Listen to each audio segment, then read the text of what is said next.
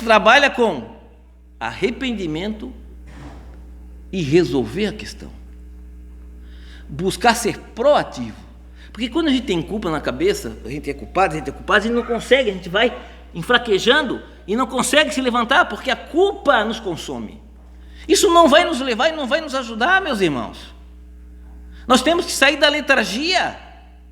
Nós temos ainda oportunidade nas nossas mãos. A mãe abortou, ela pode ter um novo filho, e aquele espírito que não veio poderá vir.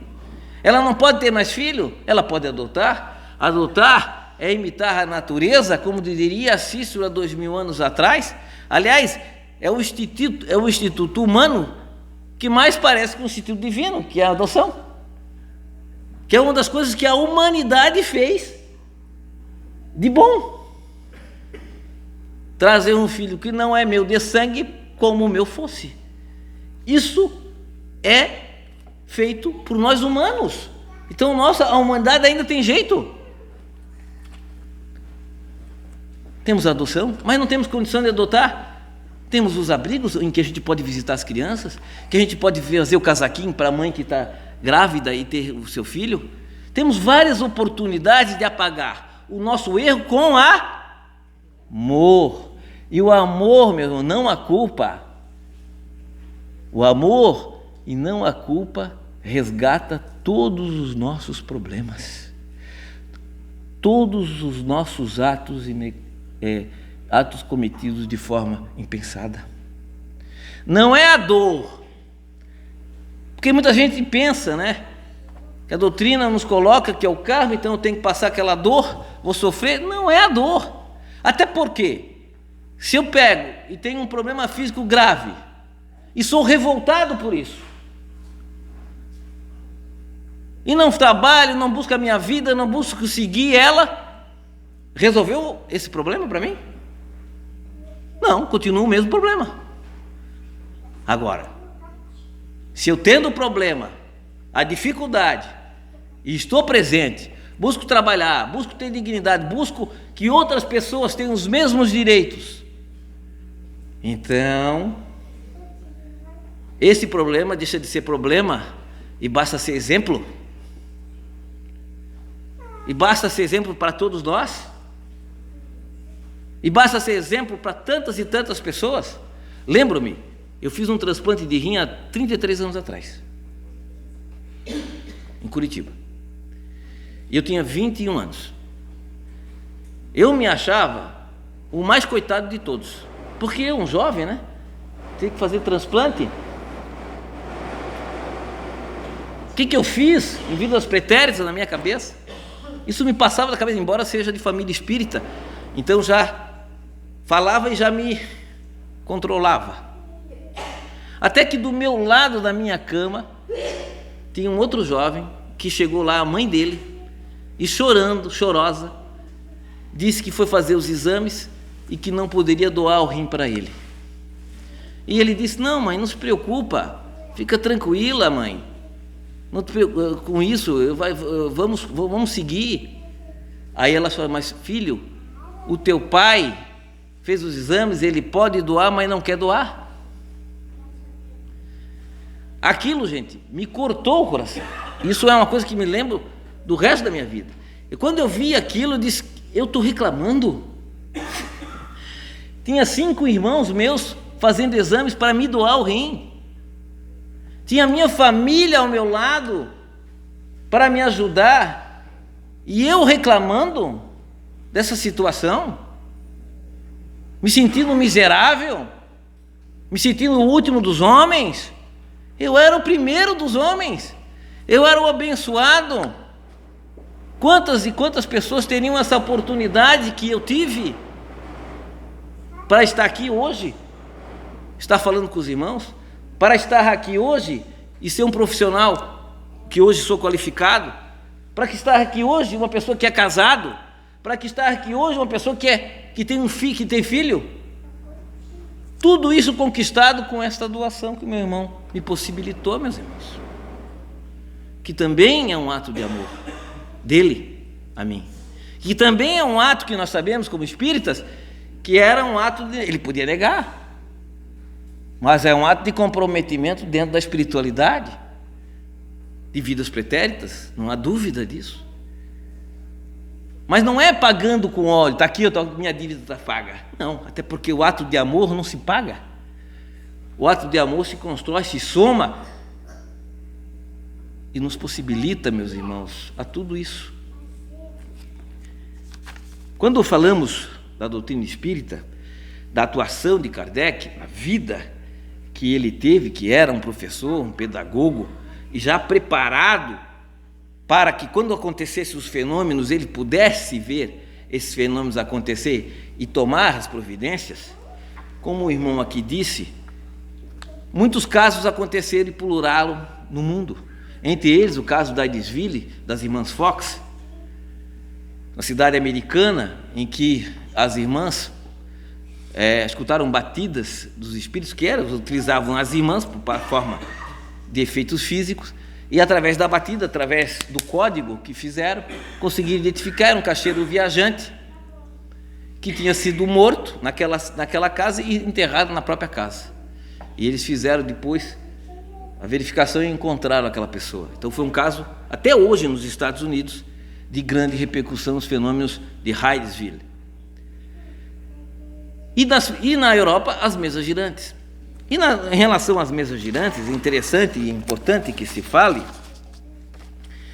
que Kardec, como eu disse, era uma pessoa voltada à ciência. E não aceitava, achava que aquilo era uma brincadeira, era fantasia, fantasmagoria, até ele encontrar em 1854 o senhor Fortier, que era um magnetizador, com que ele já tinha trabalhado, e o senhor Fortier fala das mesas girantes, dizendo que eram os espíritos falavam através das mesas.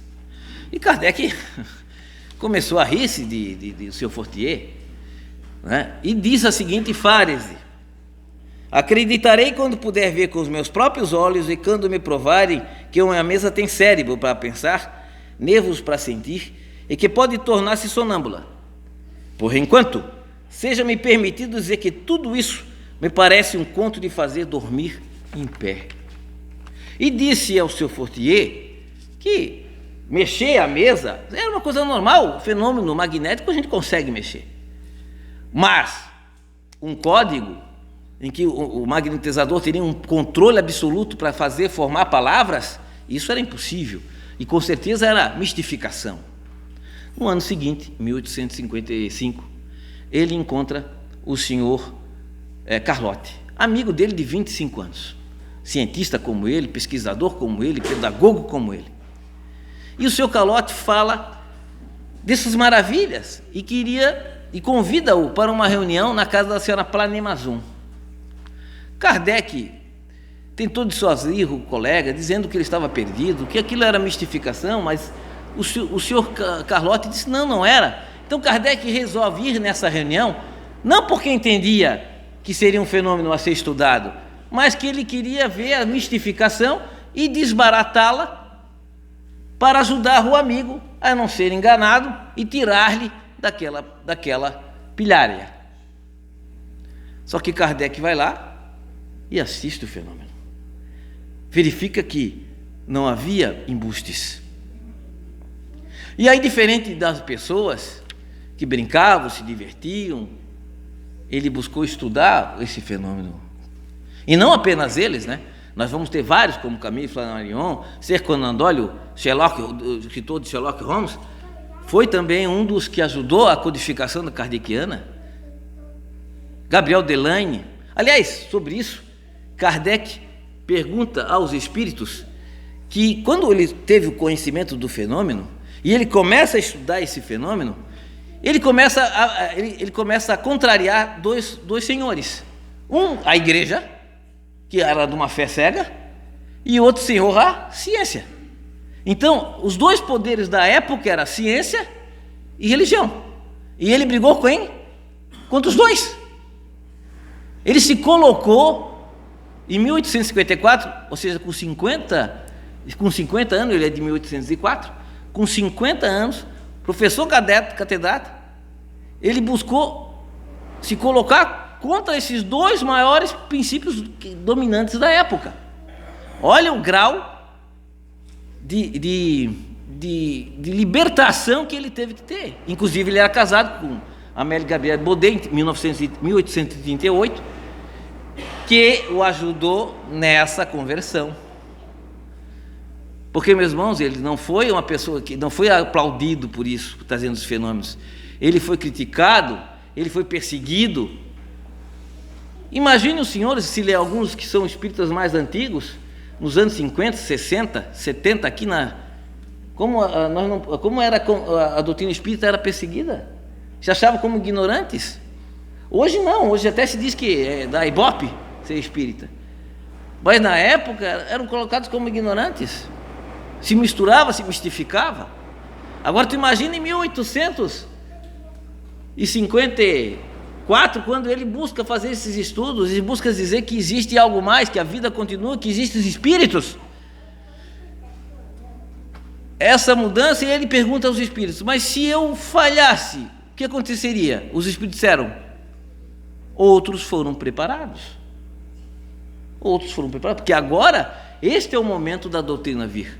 Se você não assumisse a sua responsabilidade, outro seria o responsável. Não sabemos se Camille Flammarion, Gabriel Delaine, quem deles, mas outros também estavam se preparando para que a codificação viesse, mas Kardec cumpriu com a sua etapa e com a sua importante missão. E em 1857, a 18 de abril de 1857, ele traz ao mundo o livro dos Espíritos, que traz a parte filosófica da doutrina. Da onde vim, para onde vou, porque sofro, os nossos questionamentos. É um livro voltado para perguntas e respostas, para os nossos questionamentos. Muito interessante e muito bom do jovem, de nós, fazermos pequenas leituras. Mas a parte filosófica. A parte científica depois veio através de que livro? Qual foi a outra obra kardeciana que traz a parte científica da doutrina? O Livro dos Médiuns, que é exatamente o estudo para saber quais são os espíritos que são o espírito de luz ou o espírito mistificador, como o médium deve cuidar da sua mediunidade. Porque a mediunidade, meus irmãos, é só o espírito que tem mediunidade? Qualquer um de nós pode ter, sendo espírita, materialista, católico, protestante. A mediunidade é uma questão orgânica. Todos temos, uns mais desenvolvidos, outros menos. Mas o que é importante frisar é que a doutrina busca estudar esse fenômeno através exatamente do livro dos médiuns, que busca estudar os fenômenos, que busca entender de como é que as manifestações, como é que um espírito pode querer me mistificar. Ele pode vir com as primeiras mensagens de amor, de fraternidade, dizer que é o nosso guia do grupo, falando de amor, de fraternidade, etc. Depois, se o grupo se deixar levar e não tiver a noção de ler as mensagens, de passar pelo seu crivo da razão, vai passar um tempo e vai estar todo mundo rezando assim, ó, porque o Espírito disse que agora tem que rezar assim. A gente pode achar engraçado que isso vai acontecer, mas o Espírito não faz isso de primeira. Eles vão mistificando, vão pegando até o grupo ser enganado. E como é que o grupo deixa de ser enganado? Se estuda. O estudo, o Livro dos Médiuns, nos traz os mecanismos, nos dá a oportunidade a errarmos menos. E tem outra obra, que é a parte, que a gente diz que é a parte moral, porque a questão religiosa, quando nós falamos, que a doutrina nos traz, nós não somos uma religião como as religiões são. Nós não temos dogmas, nós não temos sacerdotes. Como eu disse, qualquer um dos irmãos pode estar aqui fazendo uma palestra. Nós não temos santos, nós não temos velas. A reunião mediúnica, quando é feita, ela é feita simples, sem amuletos ou qualquer coisa nesse sentido. É uma comunicação que se dá a passividade, em que tem um doutrinador que vai orientar aquela pessoa, o espírito desencarnado, ou receber as mensagens de amor e de fraternidade, e as outras pessoas ficam em estado de ajuda àquele irmão. Mas isso está dentro das obras, da codificação. Então, agora, embora não tenhamos essa parte religiosa dogmática, nós temos a parte evangélica, a palavra de Jesus, as parábolas que Jesus nos deixou. Jesus, ele impunha a mão, né? E o que ele dizia ao irmão? Que ele impunha a mão lá. Sua fé o curou, né? Mas ele dizia àquele irmão: olha, eu estou transmitindo energias fluídicas para que o irmão receba no seu corpo perispiritual. Ele dizia isso? Por que ele não dizia? Porque o que é perispírito? O que é energia? A ciência, na época de Jesus, não tinha nada desses termos. Não existiam esses termos de energia. Nós vamos ter quando isso?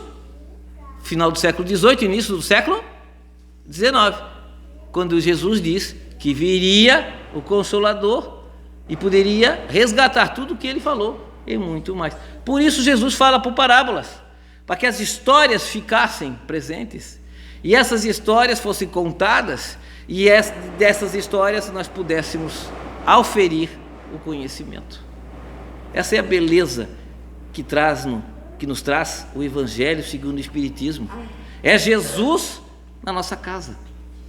Por isso que é um livro que a gente sempre tem que ter na cabeceira das nossos quartos, antes de dormir, para que a gente possa fazer a leitura e ter um sono tranquilo e preparado para que a gente possa descansar o nosso corpo físico, porque o nosso corpo espiritual flutua. Depois temos o céu e o inferno, que vem nos falar da justiça divina, que fala sobre a justiça de Deus, que fala sobre que não existe o inferno, que não existe demônio, que não existe santos, daquela forma como Deus faz um santo, e não, todos são espíritos ignorantes que surgem e vai tendo sua evolução com o passar do tempo. Isso que busca nos esclarecer, e é o primeiro livro que fala, Céu e Inferno, da vida pós-mortem. É o céu e o inferno, de como é que é a vida pós-mortem. O céu e o inferno nos traz isso. E depois nós vamos ter obras complementares, André Luiz, né? Todas as 12 obras de André Luiz, que aí fazem uma complementação sensacional. Mas a primeira obra a tratar sobre isso, dentro do coisa, é o céu e o inferno. E por fim a Gênese, dos milagres e predições, que busca conhecer do mundo, a origem do mundo, busca dos estudos, voltado também para a questão da ciência, a nos esclarecer de como foi constituído tudo o que nos cerca no mundo. Então Kardec traz uma obra que foi codificada com muito amor, com muita dedicação, num prazo de 15 anos, porque de 1854, quando ele tem o conhecimento dos fenômenos, até 1865 são 15 anos. Nesses 15 anos ele fez todas as 5 obras, além de outras, como nós temos o que é o Espiritismo, Introdução ao Estudo da Doutrina Espírita, Introdução e Prática sobre Manifestações de Espíritas, a própria Revista Espírita e obras póstumas, que são obras pós a morte de Kardec, e que a esposa dele, Gabrielle Baudet, Amélie Gabrielle Baudet, buscou juntamente com outros irmãos publicar. E ao encerrar, meus irmãos, agradecendo a paciência de todos, eu faria a leitura sobre Kardec, que o irmão Lentz, que era o vice-presidente da Sociedade Parisiense de Estudos Espíritas, Kardec era o presidente, e ele falece, e o senhor Lentz, diante daquilo, faz, junto ao túmulo de Kardec, a seguinte mensagem dos espíritas parisienses a Kardec. E eu diria, de nós todos do movimento espírita brasileiro, nós todos da nossa CERT, de nós espíritas, também a mesma coisa diríamos o que o senhor Lentz diz. Será possível que Deus tenha chamado a si o homem que ainda podia fazer tanto bem, a inteligência transbordante de seiva, o farol, enfim, que nos libertou das trevas e nos fez entrever um novo mundo, muito mais vasto, muito mais admirável que o descoberto pelo gênio de Colombo? Novo mundo esse que mal começara a nos descrever e do qual já pressentimos as leis fluídicas e espirituais. essa partida era todavia necessária. O mestre infatigável consegue finalmente um pouco de repouso. Olhem o que ele diz agora.